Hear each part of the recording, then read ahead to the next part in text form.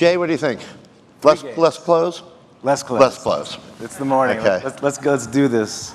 All of you feel free to take off as much clothing as you want. Keep your pants on, Mike. Preferably, yeah, or don't stand up. Unless you're Justin Bieber. Oh, come on, guys. You're not spending enough time with pop culture if you didn't laugh at that one. I'll put my dragon up here. Oh, my dragon, yeah. Now, if they move without us touching them, by all means, take a picture.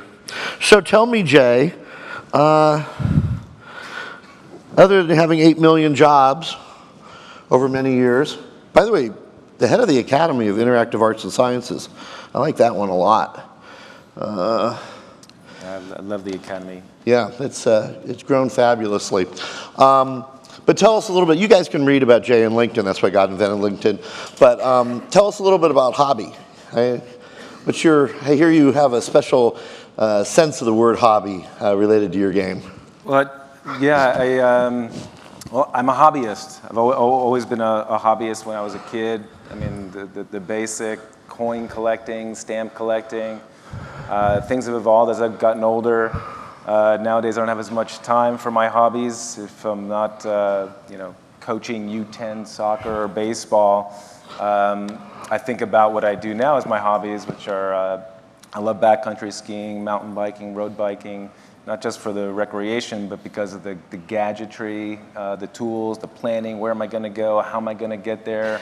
I got my nose in the magazines all the time. And that's why I was really attracted to wargaming and the games that wargaming makes. They're more than games. World of Tanks, to me, is the ultimate hobby, and to our audience. Our audience is passionate, determined, and ambitious, and they go deep. And to me, that's what separates, I think, what we do. It's compared to a lot of other titles. They're not passive. This is something that people commit themselves to. All right, tell us a little bit about the history of wargaming, and follow that up with what attracted you to going there. Sure. Well, wargaming has a long history, but I think the short of it is, 6 years ago, wargaming was a relatively successful developer, making strategy games primarily for the Eastern European market. And today, we're in 16 countries, and in fact, a key part of the history, they were making games, and they were also making some ad technology because they were primarily on PC, and they needed to be really resourceful and gain audience. So they say, oh, well, let's just use our own ad tech. We can't afford anything else. Well, that kind of worked out in a great way. You can just ask Yahoo, because they acquired their tech and really gave them the capital that they needed to make the game that Victor Kisley really wanted to make, which is World of Tanks. And so here we are, almost 4,000 people later, hundreds of millions of players all over the globe. So for the 4 people in the audience that maybe don't know the game, you just want to give us a short summary of the style of the game, other than pow pow, bam bam. Yeah, it's we call it the thinking man's shooter, because it's not. I mean, clearly, it's not a run and gun game. It's like chess. There is so much depth to this game, and that's why I call it a hobby. Because to me, the hobby has certain characteristics, right? You get commitment, skill, and imagination. People commit themselves to World of Tanks. They commit themselves to understanding how to become a better player as it keeps revealing itself, researching, unlocking, modifying, going down different tank lines, tank tiers, tank nations. And the company itself also commits itself to the audience with the historical accuracy, the tank rendering, the balanced gameplay. It's a never-ending continuum that we offer the player. In the beginning, you come in, you do random battles, then you start playing with your friends, and you realize that's a lot of fun. Then as you start to get more accomplished, you start planning more. You join a clan, you get more competitive. We've got the amateur leagues, and then ultimately, to what's now the professional league. So it's deep dedication and commitment. type of experience. And then for us, that's what we continue to iterate on with the other titles as well. All right, and we'll talk a little bit about the other titles in a minute, but let's talk about World of Tanks and the multi-platform strategy. Talk to us a little bit, you evolved from the PC, about your multi-platform strategy, and whether they're the same games as in cross-platform, or they're different games played separately, hence the word multi-platform? Sure. Yeah, it's pretty amazing. Well, as in January 2014, we were one game. We were one game, one community, one platform. World of Tanks on PC. Within that year, of last year, we brought the game out on Xbox 360. Similar game, different platform, new community. Since then, we've added the Xbox One version. Same game, same community, but two platforms to maintain, technically. In the middle of 2014, we modified the game again for a mobile experience and rolled out on iOS and Android. Again, same game, another new community, and two new platforms. This year, by the end of the year, we'll bring the game out to another platform with another community onto PlayStation 4. Why do we do this? We don't need to make more titles. What we continue to find is it's highly accretive, especially in the West, to find more audience where the players are. And that was exactly what our strategy is for the title. It works, it's fun, it's a hobby, it's not going away. Find as much audience as you can, grow the audience, and grow it globally. A lot of people thought we were crazy, and that wasn't, both internally and externally. Number one, they didn't think a PC game could work anywhere else. We didn't have any technical expertise on these other console. The constraints of working, because we deploy content and features very rapidly, that working with Microsoft or Sony or Apple or Google might be constraining, but we had to do it. We had to make it work. We did make it work, and I think we've more than tripled the audience in less than 18 months by going multi-platform. Are you able to measure the people that are playing maybe PC and mobile, or console and mobile? I would imagine there's a lot of people that just can't bear to get away from the game. Yeah, and what's fascinating is actually cannibalization, because also a lot of people on commercially marketing, again, within the company said, oh, we don't tell the PC players that we're coming out on console. Don't let them know that the mobile game is coming out, because it'll take away. And it just didn't happen. Like I said, it was highly accretive. We've got a lot of our players play on both platforms. The dynamics are very different. When we went to mobile, we had to change, obviously, the user experience. We went from 15v15 to a 7-on-7 format, have sort of tighten the maps, make the map smaller, make the experience a bit quicker and digestible for the mobile lifestyle. And we have enormously high engagement rates on mobile this is similar to what we saw on PC and console. You want to talk a little bit about the games you've already announced, but more importantly, tell us your entire roadmap for the next 2 years. Only the secrets, it's just you and me. Okay, the entire roadmap, Just here us. it is. It's World of Tanks. I mean, it's in World of Warships. We're not about a huge breadth of intellectual property necessarily in making new games, because for us, we're making a new game within the game all the time. Most recently, we just came out of open beta with World of Warships for the PC. This game we're enormously proud of what the team in St. Petersburg did. I mean, these guys are super passionate. The head of the studio, I mean, he was an engineer on icebreaker ships for 25 years. I mean, these guys, they have such a history and attention to detail. The response that we've gotten from the players and the editorial community was very positive, really enthusiastic. I don't know if you've seen the game. It's absolutely stunning. The attention to detail is out of this world. I mean, the ships are, dare I say, sexy. I mean, check out one of these battleships or a cruiser or one of the aircraft carriers or destroyer. It's insane. And what the team did, people would laugh at us. A lot of people on the dev side would say we were crazy for how much time we spent on each ship. But we do it because these ships are going to be playing for many, many years. That attention to detail in the hobby, we're going to be under a lot of scrutiny by our audience. We want to get it right for them. And then the players really appreciate it, and it's our passion, so it's working out. Thank God the MVP has died. Yeah, and the other title, which is kind of a bit of a departure, a passion project. We announced at E3, Master of Orion. And I hope a lot of people in this room remember Master of Orion. People forgot that a few years ago, Victor Kisley bought a couple of IPs that were at auction. They were available. And he was, as a young boy, an enormous Master of Orion player. That was the game for him that sold him on video games. And he never could have imagined that one day he'd be in a position to not only buy the property, but also develop a game around it.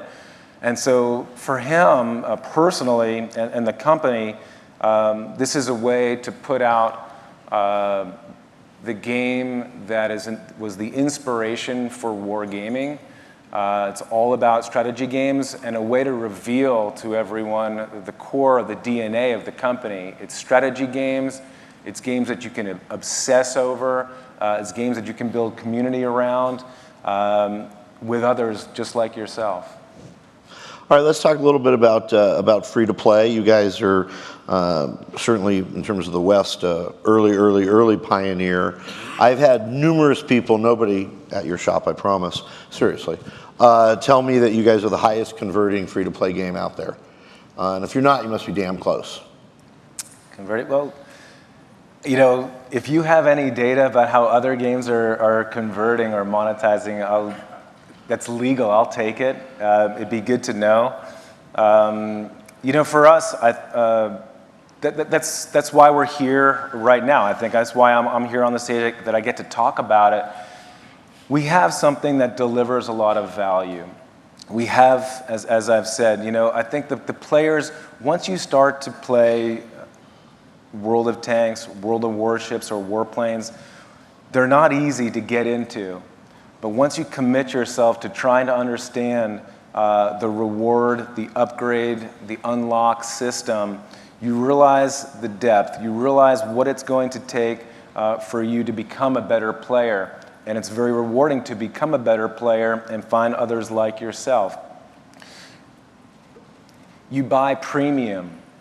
We don't push it on the player at all. That's not what we do.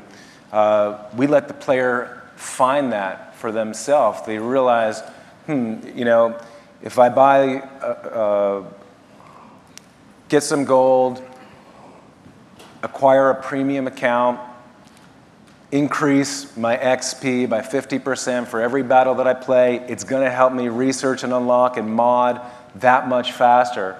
And for $10 a month, maybe $15, the same cost of a movie, let's say, I can have a month's worth, 40, 50, 60 hours of entertainment.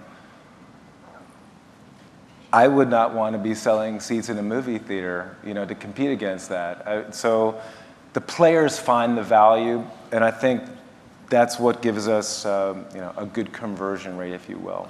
I've been told by people who claim to know that it's twice the conversion rate to pay of League of Legends. I don't know their conversion rate. Well, twice is better than half, right?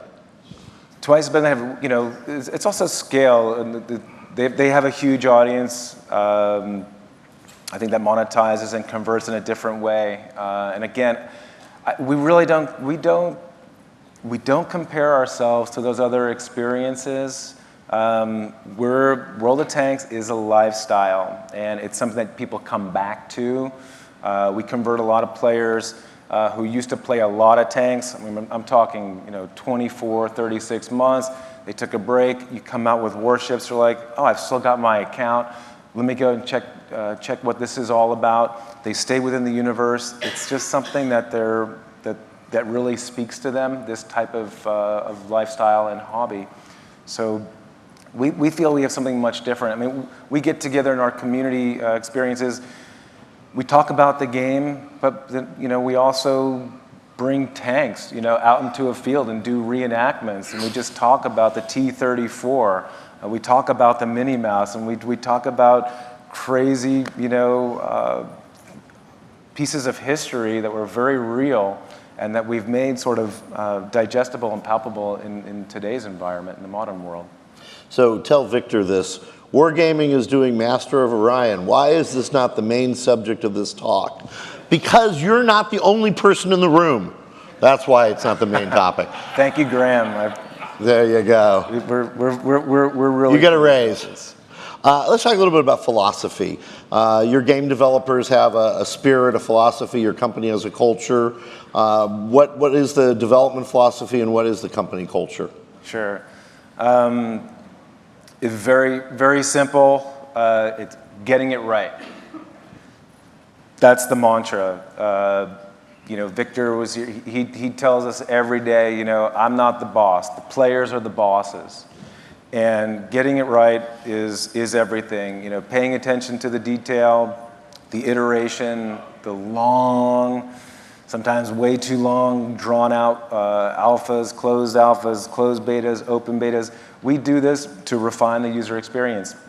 The guys in St. Pete's making World of Warships, very impressive studio. I walk in there and there's a room that, it looks like they were doing focus group testing. I'm like, what's going on here? And, tons of cameras that were all focused behind the screen at each of the players who were playing. And they had a multi-camera system that were focused on the players' eyeballs. And what they were doing was looking at the dilation of the pupil, blinking, and the eye tracking movement where they were on the screen. And you know why they're doing this, because we're not waiting for the qualified feedback at the end of the experience to tell us what they thought. We know what they were feeling second by second, moment to moment, because that's the level of detail for refining the balance and the gameplay. And that's about getting it right. All right, let's talk a little bit about VR before we go too far to the last question or two. This strikes me as an incredibly natural VR game. You guys planning that? Yeah, we're definitely, AR, VR is super, super cool. One thing that our games and our model demand is scale. We need scale of audience. That's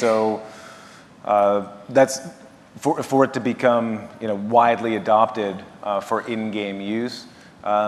We need everything to be fair as well. So we're looking at ancillary experiences that could be done.